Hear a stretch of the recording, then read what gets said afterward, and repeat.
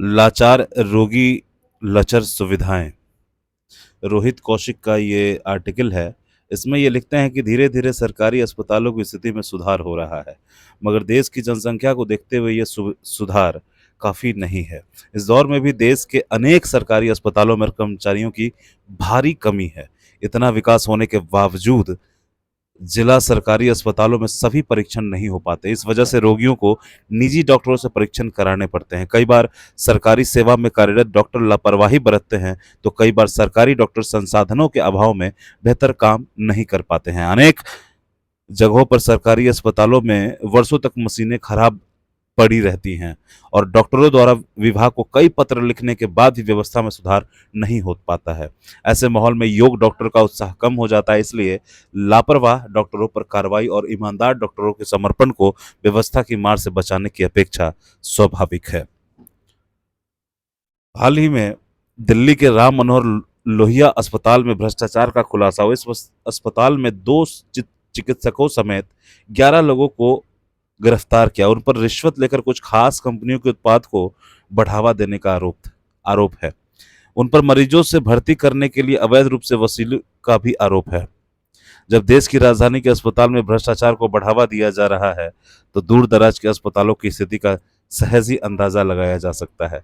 पिछले दिनों नीति आयोग ने स्वास्थ्य सेवाओं पर खर्च बढ़ाने की जरूरत रेखांकित की थी। यह कटु सत्य है कि हमारे देश में आबादी की जरूरत के हिसाब से स्वास्थ्य सेवाएं दयनीय स्थिति में है।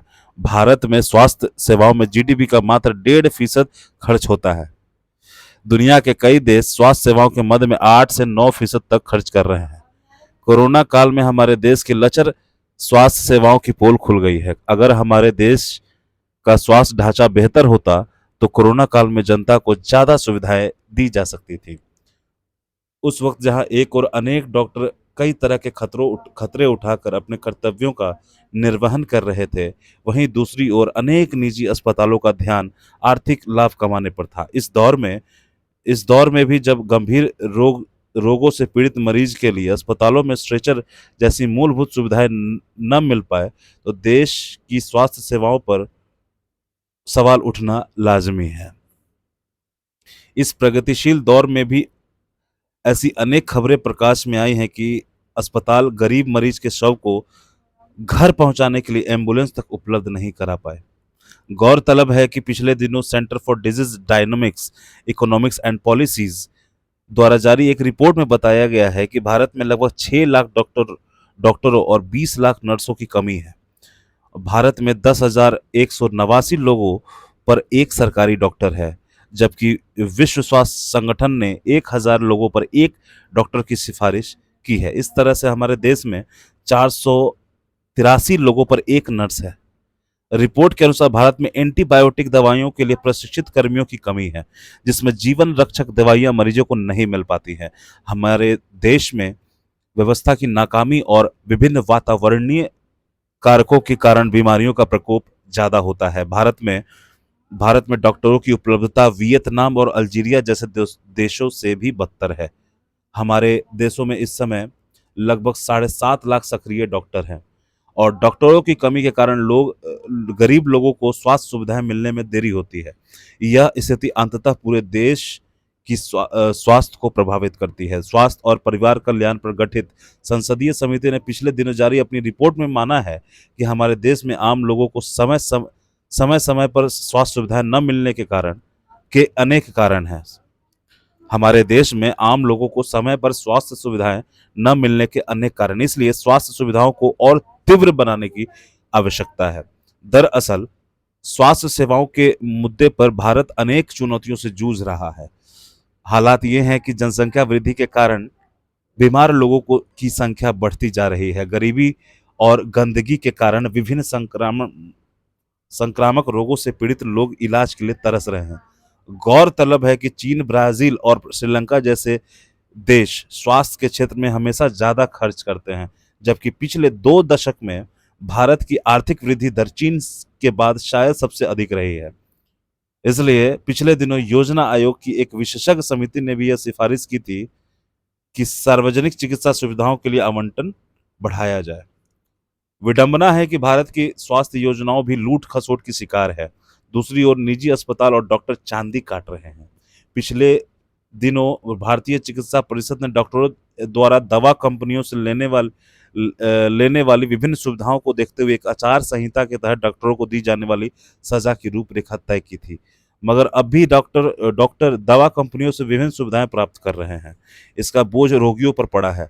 आज यह किसी से छिपा नहीं है कि दवा कंपनियां अपनी दवाइयां लिखवाने के लिए डॉक्टरों को महंगे उपहार देती हैं। इसलिए डॉक्टर इन कंपनियों की दवाइयां बिकवाने की जी तोड़ कोशिश करते हैं। हद तो तब हो जाती है जब कुछ डॉक्टर अनावश्यक दवाइयां लिखकर दवा कंपनियों को दिया वचन निभाते हैं।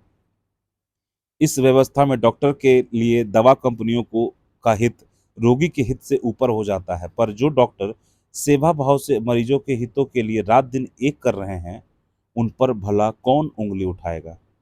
आज अनेक डॉक्टर गांवों की तरफ रुख नहीं करते। दरअसल इस दौर में स्वास्थ्य सेवाओं की बदहाली का खामियाजा ज़्यादातर बच्चों, महिलाओं और बूढ़े लोगों को उठाना पड़ रहा है।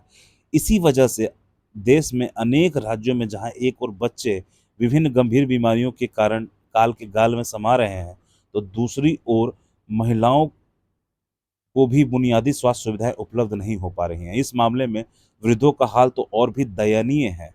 अनेक परिवारों में वृद्धों को मानसिक संबल नहीं मिल पाता, साथ ही उनकी रोग प्रतिरोधक क्षमता भी कम हो जाती है।